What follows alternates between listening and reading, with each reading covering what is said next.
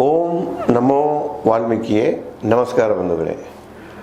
ನಾನು ನಿವೃತ್ತ ಪ್ರಾಧ್ಯಾಪಕ ಡಾಕ್ಟರ್ ಅರ್ಜುನ್ ಪಂಗಣ್ಣವರ್. ಹೇ ಸೀತಾರಾಮ್ ವಾಹಿನಿಯ ವಾಲ್ಮೀಕಿ ರಾಮಾಯಣ ಅಂದು ಇಂದು ಚಿಂತನ ಕಾರ್ಯಕ್ರಮದ 573ನೇ ಸಂಚಿಕೆಗೆ ತಮ್ಮೆಲ್ಲರಿಗೂ ಸ್ವಾಗತ.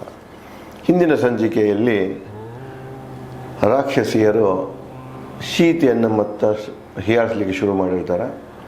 ಅಲ್ಲೇ ಪಕ್ಕದಲ್ಲಿ ಮಲಗಿದಂಥ ತ್ರಿಜಾತ ಹೆಸರಿನ ಒಂದು ರಾಕ್ಷಸಿ ಎಚ್ಚೆತ್ತುಕೊಳ್ತಾಳೆ. ಅವಳನ್ನು ಬೆದರಿಸ್ತಾಳೆ. ಯಾಕೆ ಸೀತೆಯನ್ನು ನೀವು ಬೆದರಿಸ್ತಾ ಇದ್ದೀರಿ?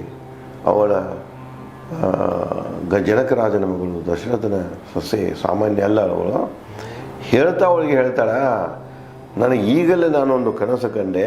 ಅದು ಭಯಾನಕನೂ ಇತ್ತು, ರೋಚಕನೂ ಇತ್ತು. ಏನಿತ್ತಪ್ಪ ಅಂದ್ರೆ ಅವ್ರು ಕೇಳ್ತಾರೆ, ಏನು ಕನಸು ಕಂಡೆ? ನಾವು ಭಯ ಪಡುವಂಥ ಕನಸು ಏನು ಕಂಡೆ ಅಂದಾಗ ಹೇಳ್ತಾಳೆ, ನೋಡು, ರಾಮ ಲಕ್ಷ್ಮಣ ಶ್ವೇತ ಹಾರ ಹಾಕ್ಕೊಂಡು ಆನೆ ಮ್ಯಾಗ ಕೂತ್ಕೊಂಡು ಆಕಾಶದಿಂದ ಲಂಕೆಗೆ ಬರ್ತಾಳೆ. ನಡು ಮಹಾಸಾಗರದ ಒಂದು ದೊಡ್ಡ ಬಂಡೆಗಲ್ಲ ಮೇಲೆ ಸೀತೆ ಕುಳಿತಿರ್ತಾಳೆ. ಅಕ್ಕಿ ಬಳಿ ಬರ್ತಾಳೆ. ಅಕ್ಕಿಯನ್ನು ಆನೆ ಮೇಲೆ ಕುಡಿಸ್ಕೊಂಡು ಆಕಾಶದತ್ತ ಹೋಗ್ತಾರೆ. ಆನೆ ಲಂಕೆ ಮೇಲೆ ನಿಂತು ಬೀಳ್ತದೆ. ಮತ್ತೊಂದು ಕಡೆಗೆ ರಾವಣನ ಅವನತಿಯನ್ನು ಕಂಡೆ. ಕೆಂಪು ಹೂವಿನ ಹಾರ ಹಾಕ್ಕೊಂಡು, ಕೆಂಪು ಬಟ್ಟೆ ಧರಿಸಿಕೊಂಡು, ಕೊಳ್ಳಾಗ ಕನಗಲ ಹೂವಿನ ಹಾರ ಹಾಕ್ಕೊಂಡು, ಮೈ ತುಂಬ ಎಣ್ಣೆ ಮಜ್ಜನ ಮಾಡಿಕೊಂಡು, ಕಂಠ ತುಂಬ ಎಣ್ಣೆ ಕುಡಿಯುತ್ತಾ ನಶೆಯಲ್ಲಿ ರಾವಣ ಭೂಮಿ ಮ್ಯಾಗ ನಿಂತಿದ್ದ. ನೋಡಿ, ಅವರು ಆಕಾಶದಾಗ ಆನೆ ಮ್ಯಾಗ ಹೊಂಟಿದ್ರು, ಇವು ಭೂಮಿ ಮ್ಯಾಗ ನಿಂತಿದ್ದ. ಶುಭ ಸಂಕೇತ, ಅಶುಭ ಸಂಕೇತ. ಮುಂದುವರೆದು ಹೇಳ್ತಾಳೆ, ಕುಣಿಯುತ್ತಾ ನಗುತ್ತಾ ಎಣ್ಣೆ ಕುಡಿಯುತ್ತಾ. ಒಂದು ಕಡೆ ಕುಣಿಯಾಕತ್ತಿದ್ದ, ಇನ್ನೊಂದು ಕಣ್ಣಿಗೆ ತನ್ನಷ್ಟಕ್ಕೆ ತಾನೇ ನಗ್ತಾ ಇದ್ದ. ಮತ್ತು ಕೈಯಾಗೇನ ಸೆರೆ ಇತ್ತಲ್ಲ, ಮಡಿಕೆಗಳಿದ್ದು, ಅದು ಕುಡಿತಾ ಇದ್ದ. ಅವಾಗ ಬಾಟ್ಲೆ ಇರೋಕ್ಕೆಲ್ಲ ಮಡಿಕೆಗಳಿದ್ದು. ಅಸ್ತವ್ಯಸ್ತ ಮನಸ್ಥಿತಿ. ಅವನು ನೋಡಿದ್ರೆ ಮನಸ್ಸಿನಾಗ ಗೊಂದಲ ಇತ್ತು, ಅಸ್ತವ್ಯಸ್ತಾಗಿತ್ತು. ಅವನ ಮನಸ್ಸು ಕೆಟ್ಟೋಗಿತ್ತದು. ಏನು ಮಾಡಬೇಕು ತಿಳಿದಾಗಿತ್ತು ಅವನು. ರಾವಣ ನಡೆದ ಕತ್ತೆಗಳ ಹೂಡಿದ ರಥವೇರಿ. ಅವರು ಆನೆ ಮ್ಯಾಗ ಹೋದರು. ಆನೆ ಸಂಕೇತ ಬೇರೆ, ಆನೆ ಮ್ಯಾಗ ಸವಾರಿ ಮಾಡೋ ಸಂಕೇತನ ಬೇರೆ, ಶುಭ ಸಂಕೇತ. ಕತ್ತಿ ಮ್ಯಾಗ ಸವಾರಿ ಮಾಡೋದು ಅಶುಭ ಸಂಕೇತ, ನಾಶದ ಸಂಕೇತ. ಅವರು ಆನೆ ಮ್ಯಾಗೂ ಸವಾರಿ ಮಾಡ್ತಿದ್ರೆ ರಾವಣ ಒಂದು ಅಸ್ತವ್ಯಸ್ತ ಮಾನಸಿಕ ಸ್ಥಿತಿಯಲ್ಲಿ ಕತ್ತಿಗಳ ರಥವನ್ನೀರಿದ. ಕತ್ತೆ ರಥವೇರಿ ದಕ್ಷಿಣದತ್ತ ಹೊರಟ. ಇದು ಮತ್ತಿಲ್ಲಿ ಸಂಕೇತ ನೋಡಿ, ಉತ್ತರ ಸಂಕೇತ. ಇವತ್ತಾರಣ ಸುತ್ತ ಭಾರತದಲ್ಲೇ ಉತ್ತರ ದಕ್ಷಿಣ. ಉತ್ತರ ಅಂದ್ರೆ ಅದು ಶುಭ ಸಂಕೇತ, ದೇವರುಗಳಿರುವಂಥದ್ದು. ದಕ್ಷಿಣ ಅಂದರೆ ಯಮ ಇರುವಂಥದ್ದು, ಸಾವು. ಕನಸಿನಾಗ ಉತ್ತರಕ್ಕೆ ಹೊಂಟಿದ್ರಂದ್ರೆ ಇನ್ನೂ ಒಳ್ಳೆ ಕೆಲಸ ಆಗ್ತಿದೆ. ದಕ್ಷಿಣಕ್ಕೆ ಹೊಂಟಾರಪ್ಪ ಅಂದರೆ ಏನೋ ನಾಶ ಕಾದಿಟ್ಟಿದೆ. ಇದು ತ್ರೇತಾಯುಗದಿಂದನೂ ಈ ಕನಸಿನ ಬಗ್ಗೆ ಡಿಕೋಡ್ ಮಾಡೋದು ಸಾಮಾಜಿಕ ಮನಸ್ಥಿತಿ, ಕನಸಿನ ಬಗ್ಗೆ ಇರುವಂಥವರ ನಂಬಿಕೆ. ಅದಕ್ಕೆ ಇಲ್ಲಿ ಏನು ಮಾಡ್ತಾನೆ, ಕತ್ತಿಗಳದ ರಥವೇರಿ ಯಾಕಡೆ ಹೊಂಟಿರ್ತಾನ? ದಕ್ಷಿಣದತ್ತ. ದಕ್ಷಿಣದತ್ತ ಅಂದ್ರೆ ಯಮನ ಮನೆಯತ್ತ. ಯಮನ ಮನೆಯತ್ತ ಅಂದ್ರೆ ಸಾವು. ಅವರಿಗೆ ಉತ್ತರ ಕಡೆ ಹೋಗೋದು ವಿಜಯದ ಸಂಕೇತ, ಇವನಿಗೆ ದಕ್ಷಿಣ ಕಡೆ ಹೋಗೋದು ನಾಶದ ಸಂಕೇತ. ಈ ರೀತಿಯಾಗಿ ಡಿಕೋಡ್ ಮಾಡ್ತಾ ಹೋಗ್ತಾರೆ ಕನಸಿನ ಬಗ್ಗೆ. ಹೊರಟ ರಾವಣ ಹೆದರಿ ತಲೆ ಕೆಳಗಾಗಿ ಬಿದ್ದ ನೆಲಕ್ಕೆ ರಥದಿಂದ ಬಟ್ಟೆ ಬಿಚ್ಚಿಕೊಂಡು. ಹೆದರಿ ಏನು ಮಾಡಿದ? ರಥದಿಂದ ಕೆಳಗೆ ಬಿದ್ದ. ತಲೆ ಕೆಳಗೆ ಮಾಡಿ ಬಿದ್ದ. ತಲೆ ಕೆಳಗಾದ ಮ್ಯಾಗೆ ದಪ್ಪ ಅಂತ ಬಿದ್ದ ನೆಲದ ಮ್ಯಾಗ. ಅಷ್ಟಕ್ಕೆ ಅವನಿಗೆ ನಿಲ್ಲಲಿಲ್ಲದು. ಮೈಮ್ಯಾಗಿದ್ದ ಬಟ್ಟೆ ಎಲ್ಲ ಬಿಚ್ಚಿ ಹೋಗಿಬಿಟ್ಟು, ಕಳೆದು ಹೋಗಿಬಿಟ್ಟು ಅಂದರೆ ನಂಗಾಗಿಬಿಟ್ಟ. ಮೈಕೈ ಪರಿಚಿಕೊಳ್ಳುತ್ತಾ, ಮಲಿನಗೊಳ್ಳುತ್ತಾ, ದುರ್ವಾಸನೆ ಬೀರುತ್ತಾ ನರಕ ಕತ್ತಲಲ್ಲಿ ಮುಳುಗಿದ ರಾವಣ ಹುಚ್ಚಿದ್ದಂಗಾಯ್ತು. ಅವನು ಮೈ ಎಲ್ಲ ಪರಿಚ್ಕೊಳಕತ್ತ, ಕೆರ್ಕೊಳಕತ್ತ. ಈ ಹುಚ್ಚರು ಮಾಡ್ತಿರ್ತಾರೆ ನೋಡ್ರಿ, ಆ ರೀತಿ ಮಾನಸಿಕ ಸ್ಥಿತಿಯನ್ನು ಕಳ್ಕೊಂಡಾಗ ಮನುಷ್ಯ ಈ ರೀತಿಯಾಗಿ ಮಾಡ್ತಿರ್ತಾನೆ. ಮಲಿನಗೊಳ್ಳುತ್ತಾ ಅಂದ್ರೆ ನೆಲದ ಮೇಲೆ ಬಿದ್ದಿರ್ತಾನೆ, ಆ ಕಡೆ ಈ ಕಡೆ ಹೊಳ್ಳಾಡಿಕೊಂಡು ಎಲ್ಲ ಕಡೆಗೆ ಅವನಿಗೆ ಕೆಸರು ಹತ್ತಿರ್ತದೆ. ಮಲಿನಗೊಳ್ಳುತ್ತಾ ದುರ್ವಾಸನೆ ಬೀರುತ್ತಾ, ಆ ಕೆಳಗೆ ಬಿದ್ದದ್ದು ಏನು ಸಗಣಿ ಪಗಣಿ ಅದೆಲ್ಲ ಬಿದ್ದಿರುತ್ತೆ, ಅದರಿಂದ ವಾಸನೆ ಬರ್ತಿರುತ್ತೆ ಕೊಳತು ಇದರಿಂದ. ನರಕ ಕತ್ತಲಲ್ಲಿ, ಇದಕ್ಕೆ ನರಕ ಅಂತಾರೆ.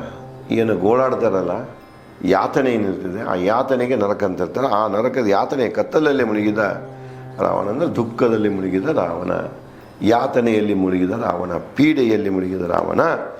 ಮಲಿನಮೈ, ಕೆಂಪು ಉಡುಗೆಯ ಕಪ್ಪು ಸ್ತ್ರೀ. ನೋಡ್ರಿ, ಮತ್ತೊಂದು ಅಲ್ಲಿ ಬರ್ತಾಳೆ. ಇಲ್ಲಿ ರಾಮ ಲಕ್ಷ್ಮಣ ಸೀತೆ ಆಯಿತು, ಇನ್ನೊಂದು ಕಡೆ ರಾವಣ ಸ್ಥಿತಿ ಆಯಿತು.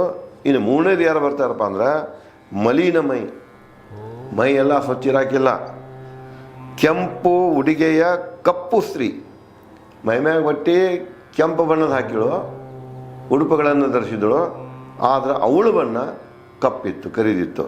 ಕಪ್ಪು ಸ್ತ್ರೀ ಬಿಗಿದು ಹಗ್ಗ, ಹಗ್ಗ ಬಿಗಿದು ರಾವಣನ ಕೊರಳಿಗೆ, ರಾವಣನ ನೋಡಿ, ಇಲ್ಲಿ ಸ್ತ್ರೀ ಯಮನ್ ತರಲಿಲ್ಲ, ಇಲ್ಲಿ ಹೆಣ್ಣು ಬಂದು ರಾವಣನ ಕೊರಳಿಗೆ ಏನಾಗ್ತಾಳೆ, ಹಗ್ಗ ಬಿಗಿತಾಳ, ಅಂದ್ರೆ ನೇಣು ಹಾಕ್ತಾಳ, ಕುಣಿಕೆ ಹಾಕ್ತಾಳ. ಎಳೆಯುತ್ತಾ ನಡೆದಿರೋದು ದಕ್ಷಿಣದತ್ತ, ಅವನು ಹಿಡ್ಕೊಂಡು ದಕ್ಷಿಣದತ್ತ ಎಳ್ಕೊಂತ ಹೊಂಟರು. ಈಗ ಹೆಚ್ಚು ಕಡಿಮೆ ನಮಗೆಲ್ಲ ಹೇಳ್ತಿರ್ತಾರೆ, ರಾವಣ ದೂತರು ಬರ್ತಾರೆ, ಕೊಳ್ಳಿಗೆ ಹಗ್ಗ ಹಾಕ್ಕೊಂಡು ಎಳ್ಕೊಂಡು ಹೋಗ್ತಾರೆ. ಇಲ್ಲಿ ವಾಲ್ಮೀಕಿ ರಾಮಾಯಣದಲ್ಲಿ ಅದೇ ಇದೆ. ಅವಳು ತ್ರಿಜಾತ ಕಂಡ ಕನಸಿನಲ್ಲಿಯೂ ಕೂಡ ಕಪ್ಪು ಬಣ್ಣದ ಸ್ತ್ರೀ, ಕೆಂಪು ಇದನ್ನು ಹಾಕ್ಕೊಂಡು, ಮಲಿನ ಹೆಣ್ಮಗಳು, ಬಟ್ಟೆಗಳನ್ನು ಉಟ್ಟುಕೊಂಡ ಹೆಣ್ಮಗಳು, ಈ ರಾವಣನ ಕೊರಳಿಗೆ ಉರುಳನ್ನು ಹಾಕಿ ಅವನನ್ನು ದಕ್ಷಿಣದತ್ತ ಎಳ್ಕೊಂಡು ಹೊರಟಳು. ಅಂದರೆ ಇದು ಸಂಕೇತ, ಸಾವಿನ ಸಂಕೇತ. ಎಳೆಯುತ್ತಾ ನಡೆದಳು ದಕ್ಷಿಣದತ್ತ. ಕನಸಿನಲ್ಲೇ ಕಂಡೆನ ಕುಂಭಕರ್ಣ ಮತ್ತು ರಾವಣನ ಪುತ್ರರೆಲ್ಲರನ್ನು ಎಣ್ಣೆ ಮಜ್ಜನ ರೂಪದಲ್ಲಿ. ಸತ್ತಾಗಣ ಜಳಕ ಮಾಡಿಸ್ತಾರಂತ ಹೇಳಿದೆ ನಾವು. ಎಣ್ಣೆ ಜಳಕ ಅವರು ಸುಗಂಧ ದ್ರವ್ಯದ ಜಳಕ ಮಾಡಿಸ್ತಿದ್ರು ರಾಜ ಮಹಾರಾಜರುಗಳದ್ದು. ಅವಾಗ ದಶರಥಂದ ಬರ್ತಿದ್ರು, ಕೊನೆಗಳಿಗೆಲ್ಲ ಸುಗಂಧ ದ್ರವ್ಯದ ಮಾಡಿದ್ರು. ಇವರು ಎಲ್ಲರೂ ಏನು ಮಾಡ್ತಾರೆ, ಎಣ್ಣೆ ಮಜ್ಜನ ಮಾಡಿದ್ದನ್ನು ನೋಡ್ತಾಳೆ ಆಕೆ ಕನಸಿನಾಗ. ಯಾರ್ಯಾರು? ಕುಂಭಕರ್ಣ, ರಾವಣನ ಪುತ್ರರೆಲ್ಲರೂ. ರಾವಣ ಪುತ್ರರು ಕೂಡ ಇಂದ್ರಜಿತವೆನ್ನೂ ಪುತ್ರರೇನಲ್ಲ, ಅವರೆಲ್ಲನೂ ಎಣ್ಣೆ ಮಜ್ಜನ ಅಂದ್ರೇನೋ ಅವ್ರಿಗೆಲ್ಲ ಸಾವ ನಿಶ್ಚಿತ ಅನ್ನುವಂತ ಹೇಳಕ್ಕೆ. ಎಲ್ಲರೂ ಸಾವನ್ನ ನಾಶದ ತುದಿಯಲ್ಲಿದ್ದಾರೆ ಅಂತ ಹೇಳ್ತಾರೆ. ನಡೆದರು ದಕ್ಷಿಣದತ್ತ ರಾವಣ ಹಂದಿಯನ್ನೇರಿ. ಅವರು ಕೂಡ ರಾವಣ ಕೂಡ ದಕ್ಷಿಣದತ್ತ ನಡೀತಾರೆ.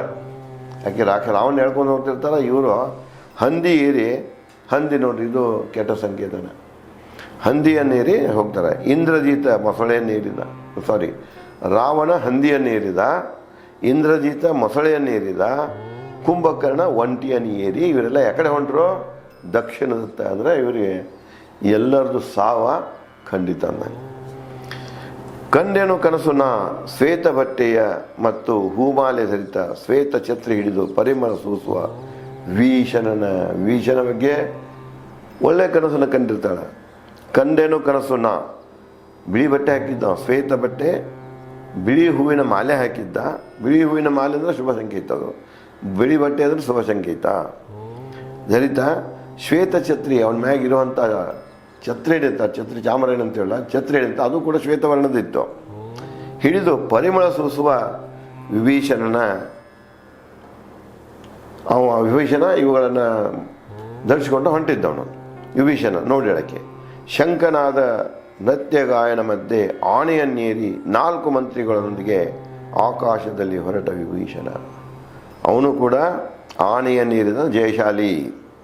ಅವನ ಜೊತೆಗೆ 4 ಮಂದಿ, ಅವ ರಾವಣನ ತೊರೆದಾಗ ಒಂದು 4 ಮಂದಿನ ತೊಗೊಂಡು ರಾವಣ ಕಡೆ ಹೋಗಿರ್ತಾನೆ. ಅವರೆಲ್ಲರೂ ಜೈಕಾರದ ಮಧ್ಯೆ, ಶಂಕನಾದ ನೃತ್ಯ ಗಾಯನ ಅಂದರೆ ಇವೆಲ್ಲ ಜೈಕಾರದ ಮಧ್ಯೆ. ಇದು ಜೈಕಾರದ ಮಧ್ಯೆ ಅವರು ಕೂಡ ಆನೆಯನ್ನೇರಿ ಆಕಾಶಕ್ಕೆ ಹೋಗ್ತಾರೆ. ಅಂದರೆ ಏನೋ ಅವರಿಗೆ ಒಳ್ಳೆಯದನ್ನು ಆಗ್ತಿದೆ. ಕಂಡೆನು ಇಡೀ ರಾಕ್ಷಸ ಸಮಾಜ ಮುಳುಗಿತ್ತು ಎಣ್ಣೆ ಕುಡಿತದಲ್ಲಿ. ಇಡೀ ಲಂಕೆಯಲ್ಲಿರುವಂಥ ರಾಕ್ಷಸ ಸಮಾಜ ನಶೆದಾಗ ಇತ್ತು, ಕುಡಿತದಲ್ಲಿನ ಇದ್ರು ಅವರು. ಕೆಂಪು ಬಟ್ಟೆ, ಎಲ್ಲರೂ ಕೆಂಪು ಬಟ್ಟೆ ಧರಿಸಿದ್ರು. ನೃತ್ಯ ಗಾಯನಗಳ ಮಧ್ಯೆ, ಅಲ್ಲಿಯೂ ನೃತ್ಯ ಗಾಯನಗಳು ಹೆಂಗಿದ್ದು ಅಂದ್ರೆ ಸಾವಿನ ಸಂಕೇತ ಸೂಚಿಸುವಂಥ ನೃತ್ಯ ಗಾಯನಗಳು. ಸೆರೆ ಕುಡಿದು, ಎಣ್ಣೆ ಕುಡಿದು, ಕೆಂಪು ಬಟ್ಟೆ ಧರಿಸಿದ್ರು. ಇವ ಅಂದರೆ ಅಶುಭ ಸಂಕೇತಗಳನ್ನೇ ನನಗೆ ಕಂಡವಂತ ಹೇಳ್ತಾಳೆ. ಲಂಕೆಯ ಆನೆ ಕುದುರೆ ಕಮಾನುಗಳು ದ್ವಾರಗಳು ಮುರಿದು ಮಹಾಸಾಗರ ಬಳಿ ಬಿದ್ದವು. ಇವೇನು ಲಂಕಾದಾಗ ಆನೆಗಳಿವೆ, ಕುದುರೆಗಳಿವೆ, ಈ ದೊಡ್ಡ ದೊಡ್ಡ ಕಮಾನುಗಳೇನಿವೆ, ವಾಲ್ಮೀಕಿಯವರು ಹೇಳಿದ ಪ್ರಕಾರ 4 ಬೃಹತ್ ದ್ವಾರಗಳಿರ್ತಾವೆ. ದೊಡ್ಡ ಕೋಟೆ ಇರ್ತದೆ, 4 ದೊಡ್ಡ ದ್ವಾರಗಳಿರ್ತಾವೆ, ಕಮಾನುಗಳಿರ್ತಾವೆ. ಅವು ಎಲ್ಲ ಮುರಿದು ಬಿದ್ದು ಮಹಾಸಾಗರದ ಬಳಿ ಬಿದ್ದು ಅಂತ ಹೇಳ್ತಾರೆ. ಕಂಡೆನು ರಾಮದೂತ ವಾನರ ಬೆಂಕಿ ಹಚ್ಚಿ ಲಂಕೆಯನ್ನು ಭಸ್ಮ ಮಾಡುವ ದೃಶ್ಯ. ದೂರು ಓಡಿರಿ. ನೋಡ್ರಿ, ಹನುಮಂತ ಬಂದ ಲಂಕಾ ಸುಡುದು ಕನಸ್ಕೊಂಡಿರ್ತಾಳೆ ಆಕಿ. ಇನ್ನೂ ಹನುಮಂತಂದ ಸೀತೆಗೆ ಪರಿಚಯ ಆಗಿರೋದಿಲ್ಲ. ಮ್ಯಾಗ ಗಿಡದ ಮ್ಯಾಗ ಕೂತು ಎಲ್ಲ ನೋಡ್ತಿರ್ತಾನೆ ನಾವು. ಅವನ ಕನಸು ಆಗಲೇ ಕಾಲ ಕಂಡಿರ್ತಾಳೆ. ಏನು ಹೇಳ್ತಾಳೆ ಅಂದ್ರೆ, ಕಂಡೆನು ರಾಮದೂತ. ರಾಮದೂತ ಯಾರು? ಹನುಮಂತ. ವಾನರ ಅಂತಲೇ ಹೇಳ್ತಾಳೆ. ಬೆಂಕಿ ಹಚ್ಚಿ, ಇಡೀ ಲಂಕೆಗೆ ಬೆಂಕಿ ಹಚ್ಚಿ ಲಂಕೆಯನ್ನು ಭಸ್ಮ ಮಾಡುವ ದೃಶ್ಯ. ದೂರು ಓಡಿರಿ, ಬೆಂಕಿ ಹತ್ತೈತಿ, ದೂರು ಓಡಿರಿ ಅಂತ ಹೇಳಿ ರಾಕ್ಷಸರೆಲ್ಲ ಏನಾಗ್ತಾರೆ, ಜೀವ ರಕ್ಷಣೆಗಾಗಿ ಅತ್ತ ಇತ್ತ ಓಡಾಡ್ತಿರ್ತಾರೆ. ಭಸ್ಮರಾಗುವರಿ, ಓ ರಾಕ್ಷಸರೇ, ಭಸ್ಮ ಮಾಡಿ ರಾಕ್ಷಸರನ್ನು. ರಾಮ ಮರಳಿ ಸೀತೆಗೆ ಹಿಂಸೆ ಕೊಡುವುದನ್ನು ಸಹಿಸಲಾರ ರಾಮ. ಸೀತೆಗೆ ನೀವು ಹಿಂಸೆಯನ್ನು ಕೊಡ್ತಾ ಇದ್ದೀರಿ, ಅದು ಸಹಿಸೋಕ್ಕಾಗೋದಿಲ್ಲ. ಈ ಲಂಕೆಗೆ ಬೆಂಕಿ ಹಚ್ಚಿ ನಿಮ್ಮ ಎಲ್ಲರನ್ನು ನಾಶ ಮಾಡ್ತಾರೆ. ಅದಕ್ಕೆ ಓಡಿರಿ ಅನ್ನುವಂಥ ಶಬ್ದ ಕೇಳಿದ್ದನ್ನು ಹೇಳ್ತಾಳೆ. ವನ ಸಹಚರರೇ, ಸೀತೆಯನ್ನು ರಕ್ಷಿಸಲು ಬರುವನು ರಾಮ. ಅವಾಗ ಹೇಳ್ತಾಳೆ, ವನ ಸಹಚರರೇ, ಇಲ್ಲಿ ಗುಡ್ಡಗಾಡುಗಳಲ್ಲಿರುವಂಥ ಜನ ಏನಿದೆಯಲ್ಲ, ಇಲ್ಲಿ ಸೀತೆಯನ್ನು ರಕ್ಷಿಸಲು, ಸೀತೆ ವನಚರಣೆ. ಸೀತೆಗೆ ಗುಡ್ಡ ಪರಿಸರ ಅಂದರೆ ಭಾಳ ಅವಳಿಗೆ ಮೆಚ್ಚುಗೆ. ಆ ಸೀತೆಯನ್ನು ರಕ್ಷಿಸಲು ರಾಮ ಬರುವಂಥ ಕನಸನ್ನು ನಾನು ಕಂಡೆ. ನಿಲ್ಲಿಸಿ ನಿಮ್ಮ ಹೊಲಸು ನುಡಿಗಳು, ಹೆದರಿರಿ ರಾಮನಿಗೆ, ಸಭ್ಯ ಶಬ್ದಗಳಿಂದ ವರ್ತಿಸಿ ಸೀತೆಯೊಂದಿಗೆ. ಭಯಾನಕ ಕೆಲಸ, ನಾನು ಕನಸು ಕಂಡೇನೆ, ನೀವೆಲ್ಲ ನಾಶದಲ್ಲಿದ್ದೀರಿ, ನಾಶದ ಅಂಚಿನಲ್ಲಿದ್ದೀರಿ. ಅದಕ್ಕೆ ನೀವು ಏನು ಸೀತೆಗೆ ವಿರುದ್ಧ ಹೊಲಸು ಶಬ್ದಗಳನ್ನೇನು ಬಳಸ್ತಾ ಇದ್ದೀರಾ, ಇವನು ಬಳಸೋದನ್ನು ನಿಲ್ಲಿಸ್ರಿ. ರಾಮನಿಗೆ ಹೆದರಿರಿ. ರಾಮನಿಗೆ ನೀವೇನಾದರೂ ಅವನಿಗೆ ನಿಮ್ಮ ಒಂದು ಇದನ್ನು ಶರಣರಾದ್ರೆ ಅಂದರೆ ನಿಮಗೆ ಆಶ್ರಯ ಕೊಡ್ತಾನೆ ಅವನ. ಅದೇ ಬಿಟ್ಕೊಂಡು ನೀವು ಸೀತಾ ನಿಂಗೆ ಕಾಣಿಸೋದ್ರಿಂದ ಏನಾಗ್ತದೆ, ನಿಮ್ಮ ನಾಶ ಕಟ್ಟಿಟ್ಟ ಬುದ್ಧಿ ಅಂತ ಹೇಳ್ತಾಳೆ. ಸಭ್ಯ ಶಬ್ದಗಳಿಂದ ವರ್ತಿಸ್ರಿ ಸೀತೆಯೊಂದಿಗೆ ಸಭ್ಯ ಶಬ್ದಗಳಿಂದ ನೀವು ವರ್ತನೆ ಮಾಡಿದ್ರೆ, ಸೀತೆಯೊಂದಿಗೆ ಸಹಕಾರದಿಂದ ಇದ್ರೆ ಅಂದರೆ, ಅವಳಿಗೆ ತೊಂದರೆ ಕೊಡ್ದಂಗಿದ್ರೆ ಅಂದರೆ ನೀವೆಲ್ಲ ಬದುಕ್ತೀರಿ. ಇಲ್ಲಂದ್ರೆ ನೀವೆಲ್ಲ ನಾಶ ಆಗ್ತೀರಿ ಅಂತ. ಶೋಕದಲ್ಲಿದ್ದ ಸ್ತ್ರೀ ಬಗ್ಗೆ ಕನಸು ಕಂಡೇನ. ಶೋಕದಲ್ಲಿದ್ದ ಸ್ತ್ರೀ ಯಾರಂದರೆ ಸೀತೆ ಬಗ್ಗೆ ನಾನು ಕನಸು ಕಂಡೆ. ಮುಕ್ತಳಾಗುವ ಸ್ತ್ರೀ ಎಲ್ಲ ಶೋಕಗಳಿಂದ. ಅವಳು ಈಗೇನು ಎದುರಿಸ್ತಾ ಇದ್ದಾಳ ಆ ಎಲ್ಲ ದುಃಖಗಳಿಂದ ಮುಕ್ತಳಾಗುವುದನ್ನು ನಾನು ಕನಸಿನಲ್ಲಿ ಕಂಡೆ ಅಂತ ಹೇಳಿ ಶ್ರೀಜಾತ ಉಳಿದ ರಾಕ್ಷಸನಿಯರಿಗೆ ಹೇಳ್ತಿದ್ದ. ಇದೇ ರೀತಿಯಾಗಿ ನನ್ನ ಕನಸನ್ನು ಮತ್ತು ಮುಂದುವರೆದು ಸ್ಮರಿಸಿ ಯಾವ ರೀತಿ ಹೇಳ್ತಾಳೆ, ಮತ್ತೇನು ಸಂಕೇತಗಳ ಬಗ್ಗೆ ಹೇಳ್ತಾಳೆ ಅನ್ನುವುದನ್ನು ನಾನು ತಮಗೆ ಮುಂದಿನ ಸಂಚಿಕೆಯಲ್ಲಿ ಹಂಚಿಕೊಳ್ಳುತ್ತೇನೆ. ಧನ್ಯವಾದ.